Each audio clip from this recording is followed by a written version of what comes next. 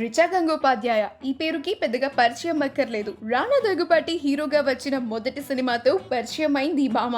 ఆ తర్వాత మిర్చి, మిరపకాయ వంటి సినిమాల్లో హాట్గా, క్యూట్గా కనిపించి తెలుగు ప్రేక్షకులను బాగా ఆకట్టుకుంది. ఆ తర్వాత పలు భాషల్లో కూడా నటించింది. ఇక అటుపై స్వస్థలమైన అమెరికాకు వెళ్ళిపోయింది. ఆ తర్వాత 2012లో ప్రియుణ్ణి పెళ్లి చేసుకుని సెటిల్ అయింది. అయితే ఈ పెళ్లి గురించి పెద్దగా ఎవరికీ కూడా తెలీదనే చెప్పొచ్చు. తన చిన్ననాటి స్నేహితుడైన జోను రిచా పెళ్లి చేసుకుంది. రిచా, జో స్కూల్లో బెస్ట్ ఫ్రెండ్స్. అయితే తాజాగా రిచా ఒక గుడ్ న్యూస్ ను వెల్లడించింది. తాను తల్లి కాబోతున్నాను అంటూ సోషల్ మీడియా వేదికగా వ్యక్తం చేసింది. అంతేకాకుండా జూన్లో పండంటి బిడ్డ జన్మించబోతోంది అని తెలియజేస్తూ గాల్లో తేలిపోయిందని చెప్పాలి. ఈ మేరకు తను షేర్ చేసిన పోస్ట్ చాలా వైరల్ అవుతోంది.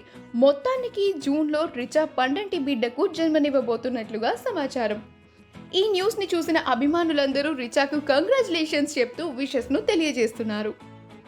ఈ వీడియో కనుక మీకు నచ్చినట్లయితే మీ అభిప్రాయాన్ని కమెంట్స్ ద్వారా మాకు తెలియజేయండి. మా ఛానల్ ని సబ్స్క్రైబ్ చేయడం మర్చిపోకండి.